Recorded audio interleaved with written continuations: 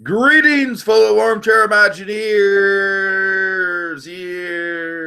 Ears! Tiki here, and welcome to a long overdue recap podcast for So You Want to Be an Imagineer, Season 14, Greatest Hits. Folks, it's been a while. Man-Eating Wreath has just caught in the bubonic plague, apparently, and he's been just completely out of commission for like 3 weeks now. I wish him the very best. But we've not been able to do the podcasts. But alas, we are back with a very, very special guest. This is the first time he's come on the channel in a while. And Monkey, I believe this is the first, I want to say this is the very first time you're coming on specifically to talk about armchair Imagineering. If, like, I hope I'm right on that. Like for this competition? Yeah. Yes. So, yeah, we have Monkey. Hey! All right. Monkey, of course. I'm finally getting involved in this game. Right. In some format. Like some direct involvement. You know what? I mean, I don't know specifically, but I have a feeling that you've just, like, seen the drama that's gone down through the past few seasons, and you're just like, I'm out. I don't know if that's been my reaction, but... All right, fair enough. Well, maybe it's more a coincidence. Yeah. Well, Monkey, of course, you are a landmark player of the game. You defined a style. You kind of created the comedic project, if you will, with your Mel Brooks work. And, of course, you and I, hung out 3 times. I stayed at your house. We're good friends at this point. Yeah. So it's great. And now, Monkey, I'm stoked to see you return to the game. Hopefully more time. Yeah, hopefully. Waiting for Hamilton, maybe. Yeah. I can't tell you how hard it is to just, like, not, like, want to sign up for the lottery for Hamilton in San Francisco. Yeah. Anyways. Understood. Maybe I should. Okay. Maybe I will. I'll get back to you on that. Fair enough. Anyways. So, Monkey, speaking of Hamilton, we are in the midst of a theater project, which is why I invited you on, of course. I thought this was about the Bengal barbecue. Bengal barbecue? What? What possible prompt could we do about the Bengal barbecue? New menu items. Tie it into the, like, maybe an expansion. Take over the rest of those 3 stores next to it. That actually wouldn't be a bad idea, but okay, no, we're not here to talk about that. No, I'm just playing. That's a very random thing to bring up, although I guess you do know that I do like the Bengal barbecue, so... That's why I brought it up. Fair enough. Yes. Tiki Room flashbacks. Yes. I mean, it is my... it's mostly my dinner of choice when I'm at Disneyland. If I can get the skewer... The trio of skewers that they have at the Bengal barbecue, I'll usually go for that for dinner at Disneyland. But we can make a Disneyland stage show out of the Bengal barbecue. I'd like to see someone try. I mean, it'd probably just be like the Jungle Cruise skippers running a restaurant or something, right? I was thinking a tiger, but okay. Well, they have a tiger as their mascot. Awkward silence. That they just plucked from the jungle. I don't know. But, so Monkey, I am stuffed into my Lion King shirt. You probably can't tell on camera, but it's like 2 sizes too small for me. So, and of course... If it wasn't St. Patrick's Day, you should have told me. Oh, God. Then I would have had my Lion King shirt instead of green. You're absolutely right. It is St. Patrick's Day, and I am not wearing green. Whatever. I'm not Irish. I have no regrets. I'm not Irish either. Monkey, much like you, I'm not even going to drink a damn thing tonight. I'm going to, I'm serious. The last thing I want to do tonight is go out and get plastered. I have work in the morning. Instead of pinching you, I am going to poke you on Facebook. Okay. All right. And of course, Monkey, we are in the midst of working on an epic podcast on our end. It takes us a while to do these damn podcasts. Like, we were planning the Lin-Manuel Miranda podcast for at least a good 6 months before that actually came to fruition. But that one actually had a specific time frame in mind, though. It did. And this, we're just kind of like flying. I mean, technically, if you want to be technical about it, literally today would have been a good day to do it because of Beauty and the Beast. Oh, yeah. Whatever. We'll figure it out and do Figure it out. Yeah. So, of course, this is just shameless self-promotion on our part, but we are going to be doing a Disney theatrical. Yeah, a 1.5 Theater Geeks on Disney theatricals at some point. Of course, there's a lot to go over there, Monkey. That's why it's taken us so long. It's very intimidating to do research on my end. But okay, so Monkey, without further ado, let's jump into it. Now, I'm curious, do you remember anything at all about Jag's Sleeping Beauty musical that inspired this project? I think I forgot about it entirely until I looked at your prompt and like, oh yeah, that was a thing. Right. I guess it rings a vague bell. Kind of. Wasn't Merriweather an Ethel Merman type who made modern references? I would have to go back and look. I don't remember modern references in it. What I do remember is that it I was gonna give her a new iPhone. God. What I remember of Jag's Sleeping Beauty musical and why it's so iconic is that it combined elements of the original ballet with the modern flourish of a Disney theatrical presentation, like a Disney Broadway show. So it was a very unique kind of multimedia combination of things that Jag had working with. And so with that in mind, we did the prompt to come up with a Disney theatrical show for a Disney park, basically like kind of a Hyperion style show, like an Aladdin or a Frozen style show, hour long. And of course, the only requirement is what? Style show. yes, the classic. But of course, the only requirement for this thing was that it had to be based on a show which has never gotten a Broadway show or a Disney theatrical show of any kind. Yeah, and I'll get to that at some point, but yeah. Oh boy. Okay. You've probably dug some stuff out from the trenches of obscurity, but all right. So depends on your definition. All right, so Monkey, let's get right into it. I'm going to go ahead and screen share, and we'll start with Team Younger. All right. Any general thoughts about this project, Monkey? Okay. Let's see. I feel like between the two, this is the safer project. Like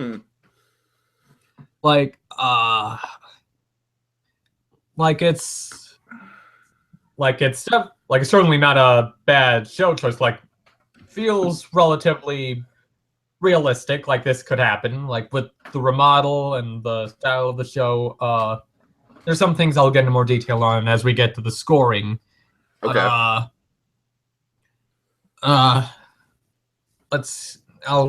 There's one general note I could make. I'll save that for the end, I guess. But may have gone against the never been done thing, but there might be a loophole. Okay, well, look, in terms of the never been done thing, what I was looking for specifically was like no Broadway show, no major show in a Disney park, and no major show on a Disney cruise line. So those were basically the three rubrics. Okay, because there is a Pinocchio musical in development. Oh, if it's in development, then that's fine. Oh, okay.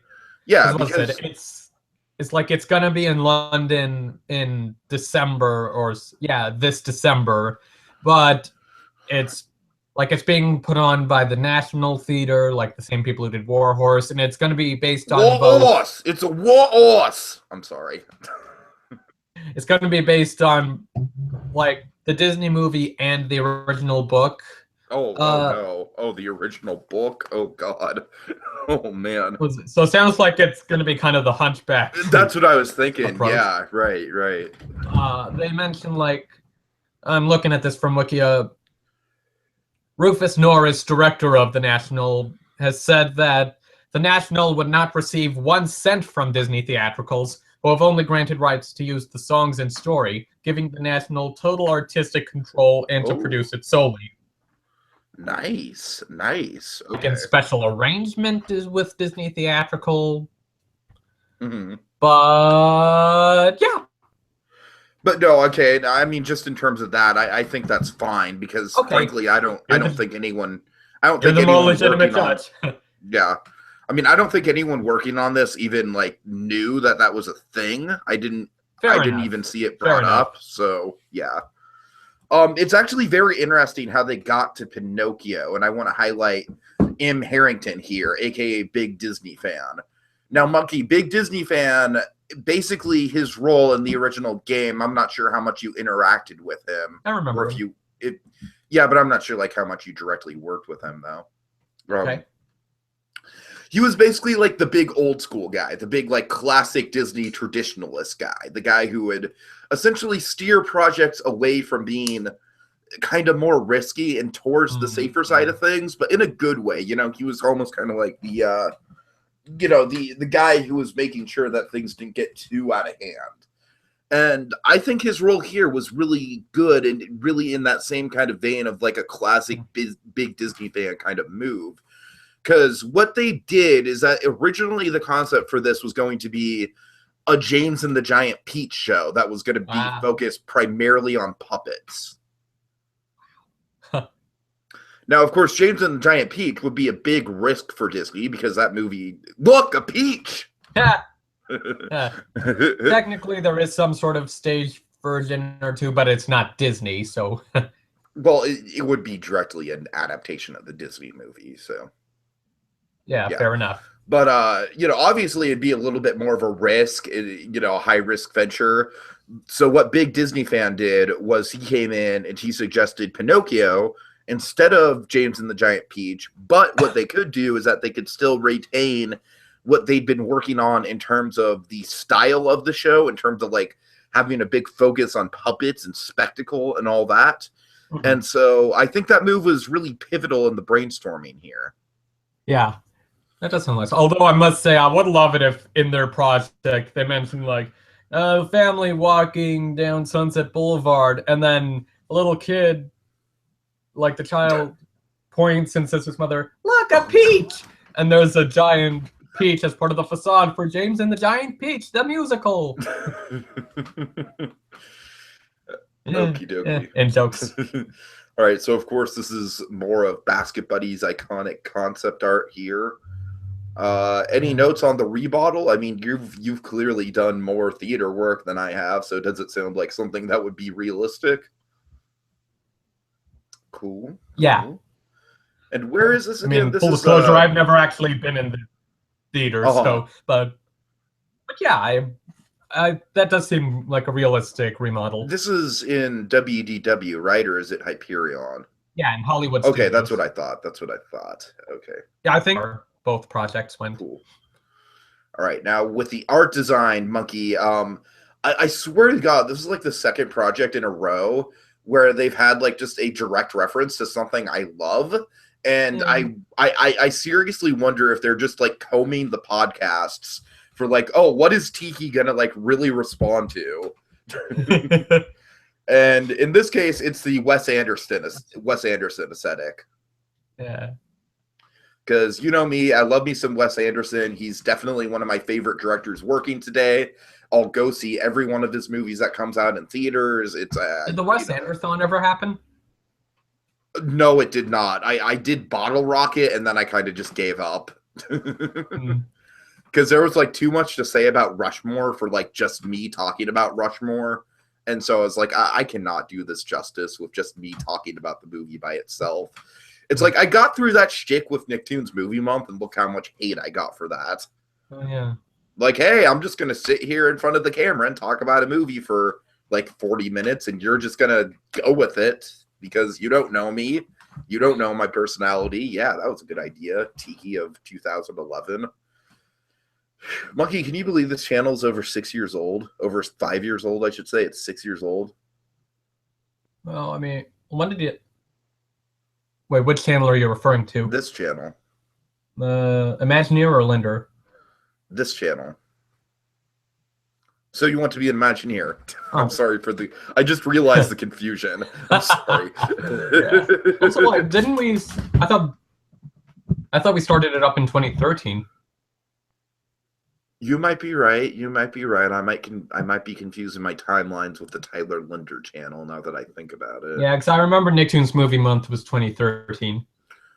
Okay, well that's good to know then, because that puts an official timestamp on the channel then. So the channel's about to be 5 years old next year. I'm sorry.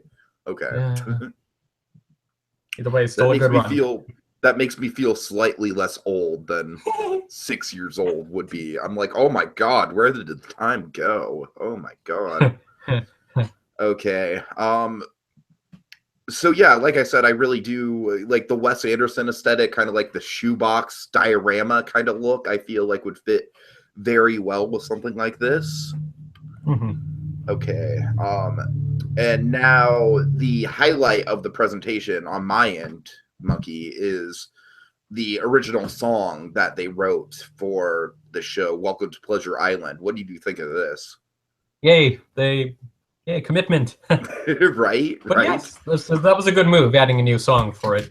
And they didn't just write lyrics, they made an actual song. Which we see time and time again. We'll see like lyrics on So You Want to Be an Imagineer, but only a couple times have we seen original songs come out of it. So and I love this the Welcome to Pleasure Island here, this video, just because I love how Pi, like if you listen to it, it's just like Pie on My Cake kind of just talking to you, you know, talking you through how he came up with the song, what the lyrics mean, how the lyrics would be sung in the musical, what would be going on stage. It's a very, very good 4-minute video that's very informative. Okay, and then of course the script. Now I haven't had time to like go through and read like the whole thing here, but from what I have seen, it looks very faithful to the original while still maintaining kind of the you know, the cool aesthetics in place here.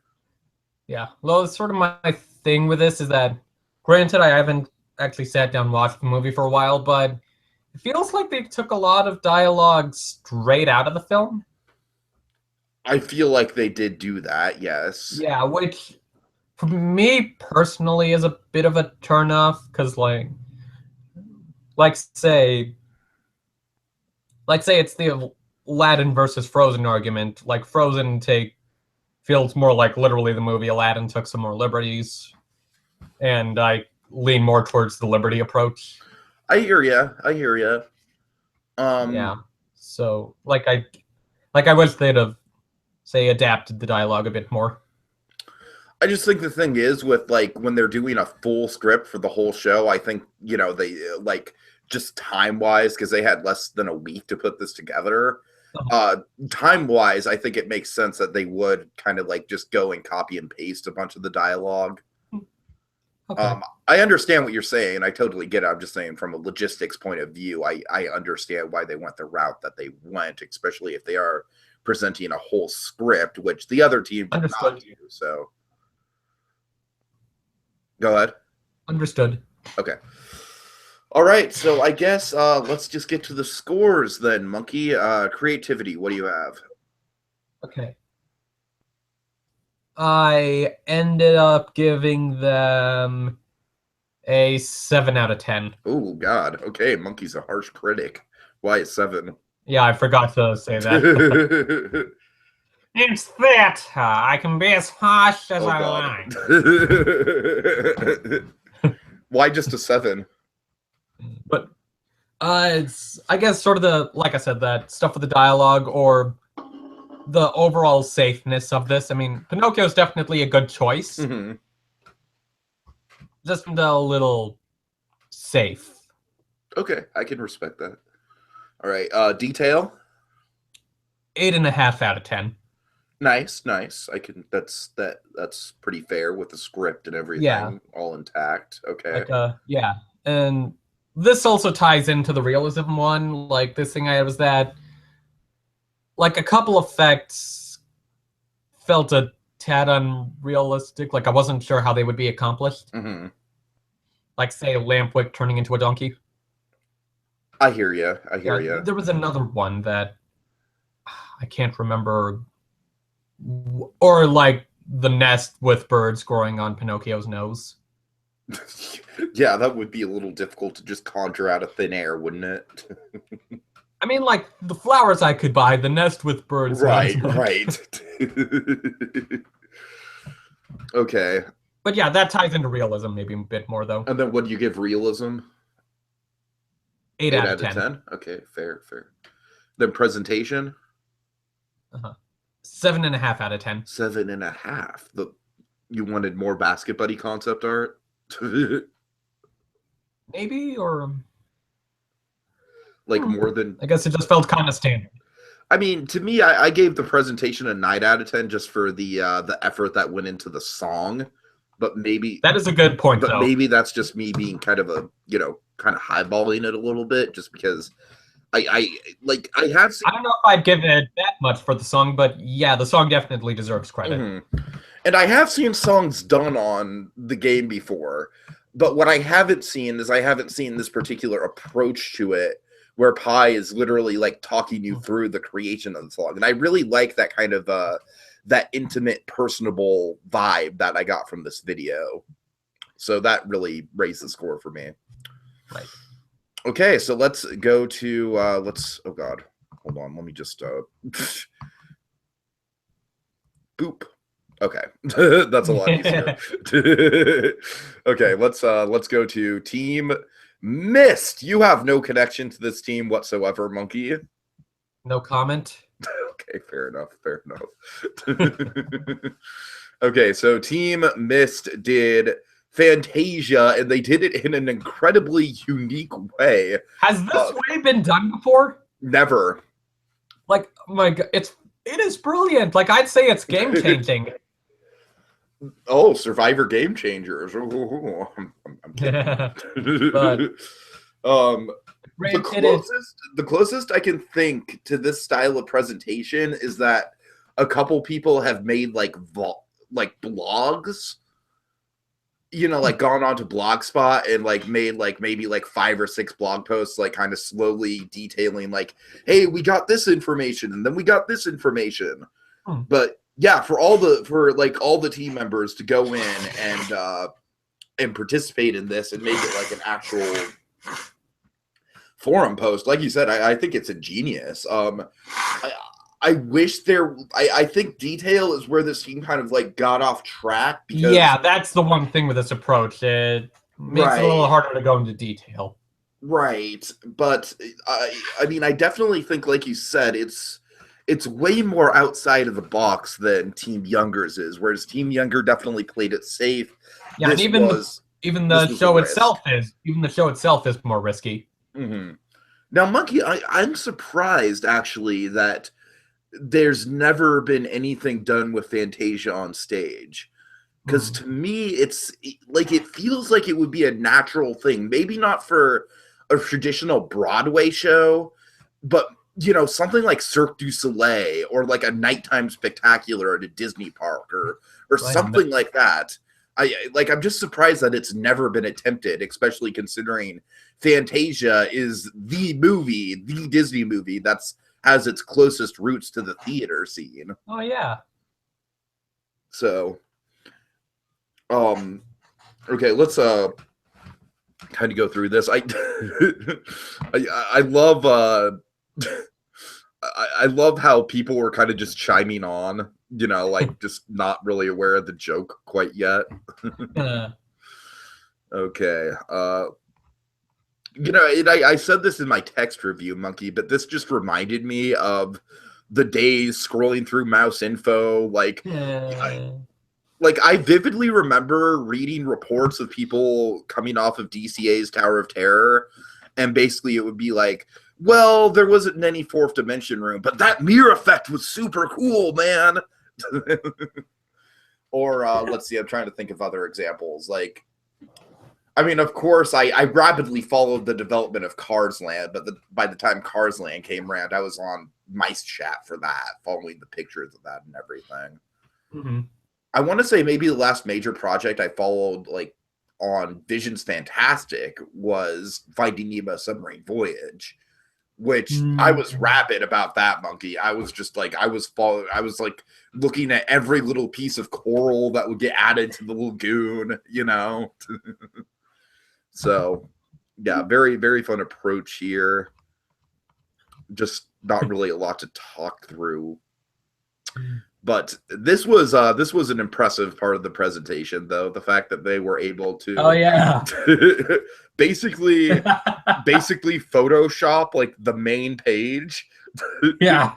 Which is great. I love that. And this was my favorite. Let me point out my favorite element: the fact that they have this link, like discuss on the forums. If you click the link, it actually does bring you to the forums, but it's BB-8 coming to Star Wars Launch Bay.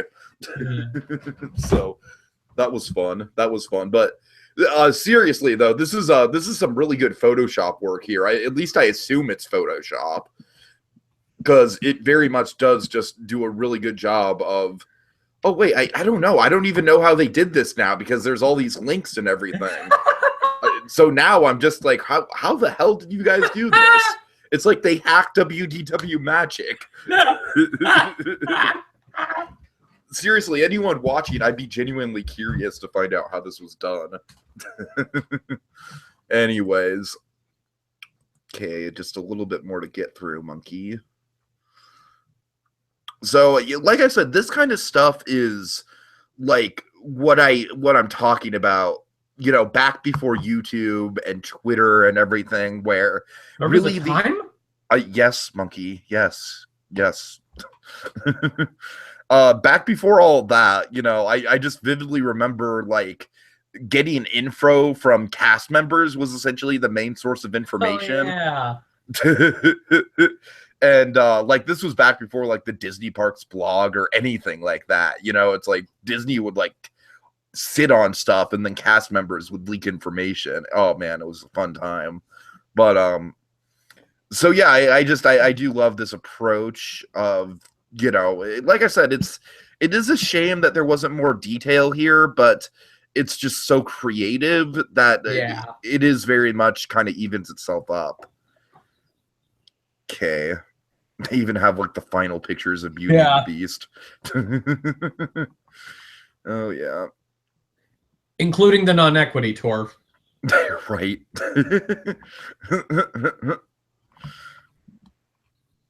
Oh yeah, in that video. I haven't seen this.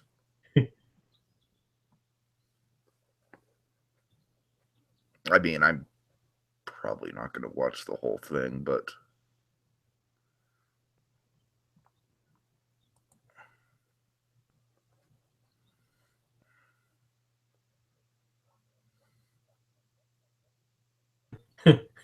oh God. Oh no.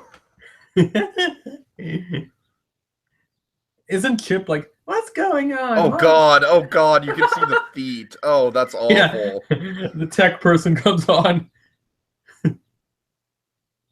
Oh man, they just like run. Oh God.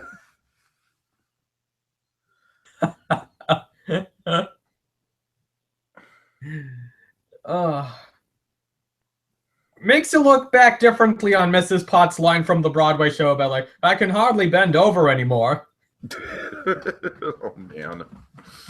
That's one thing I'm not looking forward to in Beauty and the Beast is, I know you haven't seen the designs, Monkey, but Mrs. Potts and Chips, not really the most promising. But I'll leave I kind of saw something on Facebook. I didn't see what they looked like. It was something like, why do the remade versions of our beloved childhood characters look scarier now than they did back then?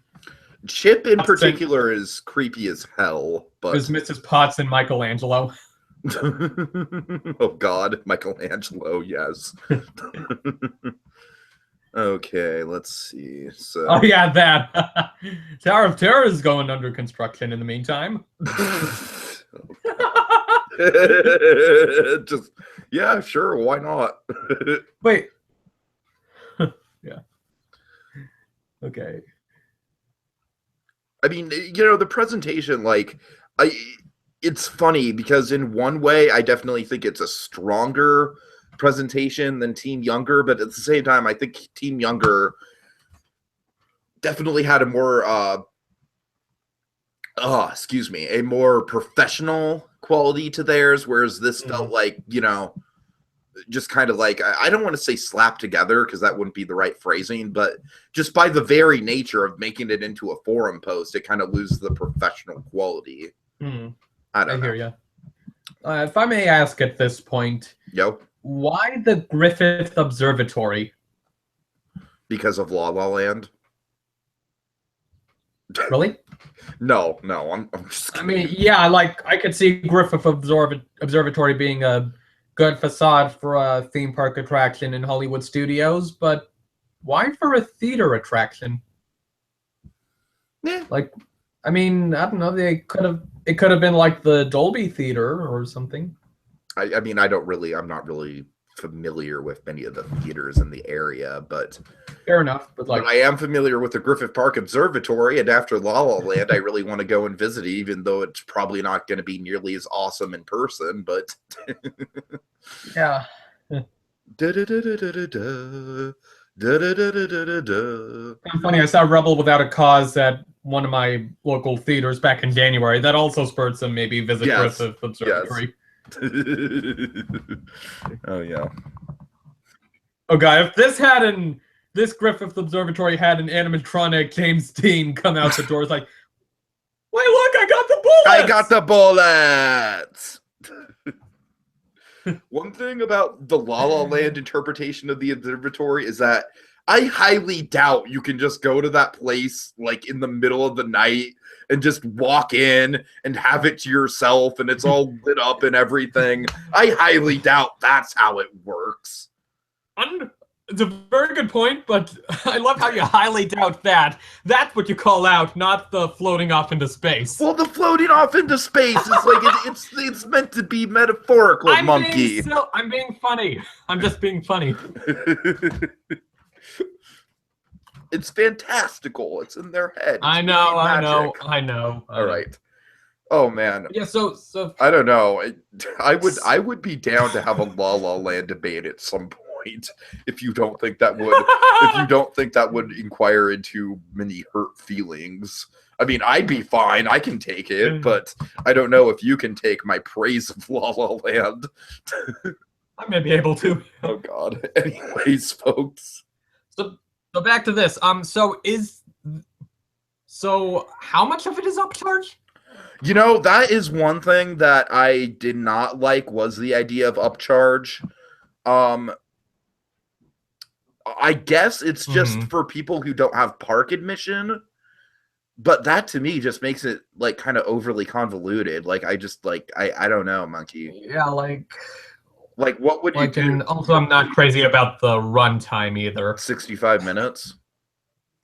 How so? Yeah. It's just like, yeah, like maybe 50 at the max is what I'd prefer. Like again, going back to the Aladdin versus Frozen argument. Okay. So yeah, it's like for a theme park show, like for a show in the park, 65 feels a bit too long. I hear you. Like it's time that you could probably use to go on other attractions. I know I say this about that's probably not the most accurate thing to say about Hollywood Studios, but right. But I mean, maybe after Star Wars Land opens, that'll be the case. But true. But yeah, it's like, and this is supposed to be like filling a void left by La Nuba. Yeah, true. So maybe they could in that space instead in Downtown Disney. I'm pretty sure Disney Springs. I mean, you remember if the prompt called for this to be specifically in a Disney park, though. That's the thing. I'm pretty sure. I'm looking right now. I'm pretty sure it did call to be in a Disney park. For any Disney park, yeah. Yeah. And you're right. I definitely think La Nuba would have been the more appropriate replacement because, like I said, I think Fantasia works better as like a Cirque du Soleil type experimental show. Okay, granted, then you're getting the idea of why go to Disney Springs when I could just play in the parks instead, but that's another thing. Right. I'll tell you one of the things I wasn't entirely crazy about Monkey is the idea of having Gensid be kind of like the main focus of the show. I thought it was just an apprentice.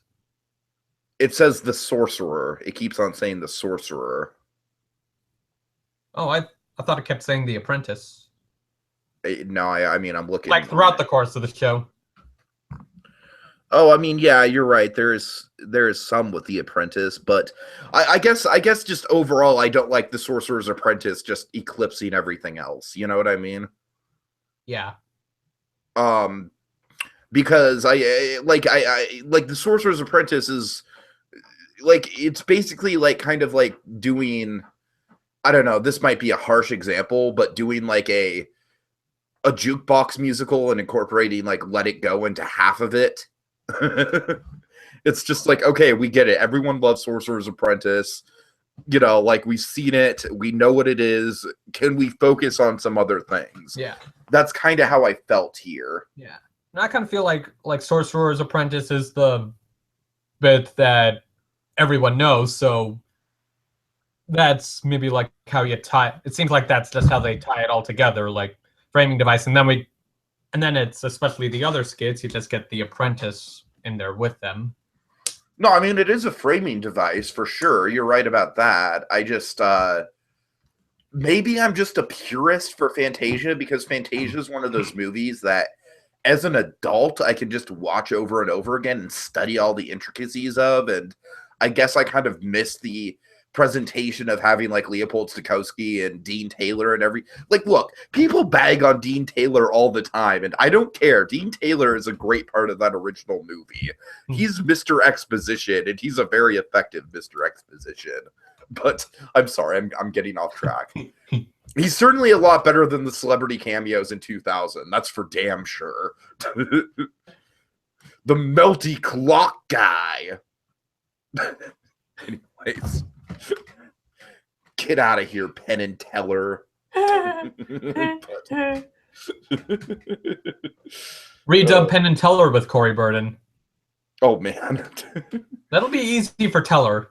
You know, I had a music class in elementary school where you might be vaguely aware of these. I have no idea, but Penn and Teller actually did like a series of educational videos about music. I don't think I've heard of these. You have it? I don't think so. I'm not the most well-versed in the Penn and Teller universe. But I just remember as an elementary school kid, Teller used to scare the crap out of me, man. I just got so unnerved by him. I don't know. I can see that. Just this little man following Penn around and not saying anything. It was creepy. I don't know. Anyways. And to tell you the truth, some of these transitions I don't necessarily think are the best. Like going from Pines of Rome to Rhapsody in Blue, I think is a very kind of like harsh transition, if you will, because it goes from like something that's incredibly naturalistic into something that's very, very kinetic and man-made, and I don't necessarily think it blends together all that well with some of the stuff. Okay. Is that a fair point? I think so, yeah. Okay, I do think the highlight here is the Pastoral Symphony, which I said in my written review. I think hands down the Pastoral Symphony is probably the most challenging thing in Fantasia from a viewer's point of view, from the point of view of people who want to adapt it into other things like a ride or whatever. Well, you know what would have been fun? What? Somehow connect this show, like maybe like whatever special packages you can buy, like if they could connect it with the Fantasia Gardens mini golf. Yeah. Which is pretty close. Like you golf there nice. And you can like you get good, like you can clear, like you're not far from the Tower of Terror. I think you could even maybe hear Phantasmic. Right. Memories. Okay. But yeah, like I said, the Pastoral Symphony is good. I honestly kind of thought it was a weird move that they said that Bald Mountain was kind of a snore. Yeah. I mean, I'm like, why would you want to intentionally sabotage a project like that? You know what I mean? I mean, I guess that's to make it more realistic. Like, yeah, not all of it is up to stuff, but if you're gonna mess up one thing, don't mess up Bald Mountain, man. I mean, come on. I do not get that. That's just a head scratcher to me. But anyways, so yeah, so we get the Firebird suite for the end, which I do think is a very fitting end, and that's about it. And then I think there's only like one or two things on this next page. Yeah, it's just that's what I thought. It was just the Oh, I didn't see this part. Yep, the stats. Okay, Monkey, let's go through really quick because I'm kind of losing time here. But creativity, what do you give it? 8 out of 10. 8 out of 10. Okay. Realism? 6 out of 10. Oh, really? Okay. Why is that? I guess some of the appeal factors in the upcharge and such, and also like I kind of don't buy that Disney these days would do such an extensive remodel of the theater. I hear you. I definitely think the upcharge was probably the critical error of this project. Because I think it just made it more complicated than it really needed to be, and it just kind of added in this extra factor that if you would have just like not mentioned that extra factor, it probably would have raised the realism score. But okay, anyways, detail. 6 out of 10. Ooh, man, you're harsh. I mean, I see where you're coming. At least I'm not going below 5. I very rarely go below 6 if I'm being honest. I very rarely go below 6. But oh man, I mean, I see where you're coming from with the detail, but I mean, there's stuff. I don't know. Okay. Maybe we're on different rubrics. I guess so. Well, I mean, it's the same rubric, but well, you know what I mean, like different. It means different things to different people. Yeah. Okay, and then finally, Monkey, presentation. 9 out of 10. 9 out of 10. Okay. Well, that makes up for it just a little bit. All right. And I guess with that, folks, if I may say, like ahead. Overall, like if I were to look at each of them as their own, like take out all the other like contexts, like the theater and the park environment and realism, like if I were to judge these as they're like just the shows themselves. Yeah. If I had to choose which one I wanted to see, personally, I would lean towards Fantasia. I would definitely agree with you there. But I think you and our scores, like, I think you were a little harsher overall in terms of your scores, which, I mean, it makes sense. You're a big theater guy. You know, you're going to look at this with more critical eye than I am. Yes, I'm going to. How are you going to live up to the Broadway name as commercial as it is nowadays? How can you possibly top the triumph that was the Tarzan musical? Yes, and other studios are trying to get in on it with Groundhog Day. God. And Shrek. What the hell are they going to do with Groundhog Day? Just play the Sonny and Cher song over and over again? Like, have 20 reprises of that? I'm sure I may be able to talk with you about that in the future, or at least briefly. But yeah, look, Remember Finding Neverland is one now. I've heard that one was actually really good. I've heard mixed things. I'm going to find out in a few days, but yeah. Okay, I'm curious about Finding Neverland because I actually find the movie to be really underappreciated these days. I mean, that's where Freddie Highmore got his start, and now he's kicking ass on Bates Motel. So yeah, right. Okay, so Monkey, I guess that's about it. And yeah, I do agree with you that I think Pinocchio was the more solid presentation. It was more professional. It was more detailed. And I definitely think it stuck closer to the spirit of Jag's Sleeping Beauty musical, and it got closer to accomplishing that goal. But I do give Team Mist a lot of props for their creative, outside the box, like you said, Monkey, game-changing way of doing a project. Yeah. And a riskier show, too. Yeah, totally. More creative show as well. And I said this in my written review, but I think as a prototype for a project like that. You know what I mean? A project that's put together as a thread. As a prototype, I think it works really well, and it makes sense that there'd be a couple kinks in it as a prototype. But I would definitely like to see this used more if they can incorporate it well. So, all right. So with that in mind, Monkey, Team Mist did in fact lose. The 3 nominees were I Am Not a Hufflepuff. I'm sure you care so much about this. The 3 nominees were I Am Not a Hufflepuff, Magic Feather, and Trevor A. But Magic Feather was in possession of a Diamond Power of MVP, which she actually used, which oddly enough, I would say resulted in the most eventful use of a Diamond PO MVP ever. The one time I come on this thing. I know, right? Because it's like the Diamond PO MVP is something that Garrett and I have tried to make happen season and season and season again, and usually it just results in like the guy will get it who doesn't even need it, and it just goes unused through the season. But no, this was like, I do feel like Magic Feather, you know, it's like, I don't know how exactly I would have called the judging if Magic Feather had been in the mix, but she could have potentially saved herself. But instead, I Am Not a Hufflepuff was eliminated here because he barely contributed anything this project, and he's kind of been floundering in activity for a while now, so I think it makes sense, 12th place. Monkey, the elimination here that really broke my heart, though, that I truly think is like one of the saddest eliminations in the history of the game. Trevor A goes out in 11th place here. Which is heartbreaking. It really is. It was an incredibly tough decision on my part.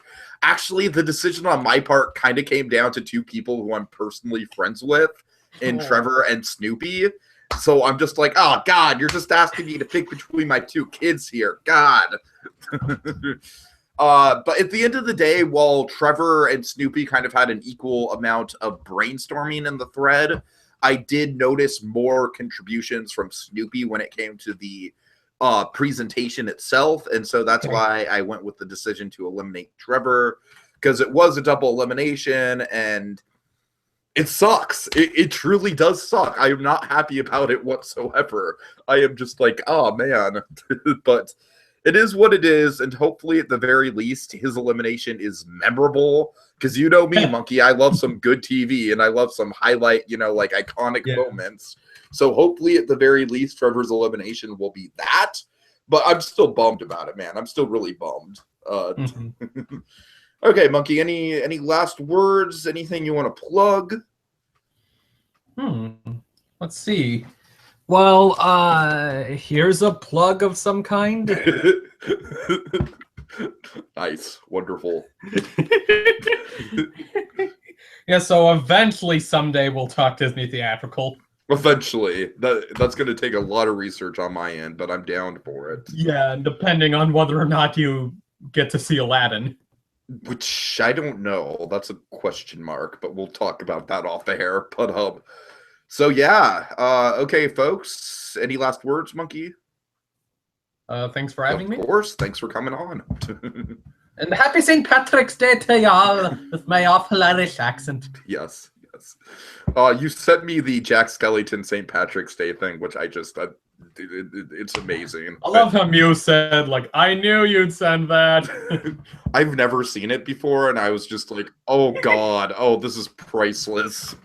And the animation on it is actually really good too, like the stop motion. Yeah, and it's actual stop motion. Right. Anyways, so yeah, happy St. Patrick's Day, Monkey. The next project is Lord of the Rings, which I'm sure you're super into. Can't even muster some fake enthusiasm. Here's the green highlighter for St. Patrick's Day. Awesome. Okay. And with that in mind, folks, thanks for joining us. We're about halfway through the season at this point. It's been an awesome season so far. Got 10 people left. I truly think anyone in the cast could take it. There's definitely some people that are kind of bigger contenders than others. I won't name names at this point. One of you knows who you are because I kind of told you as much. Yeah, but, it's obviously me. Yes, Monkey, you're going to win the whole thing. You're finally going to win a season, so you want to be an Imagineer. Yeah, that's going to be the big twist. There's your memorable moment. Oh, God. Okay, folks, so See you later. Have a good day.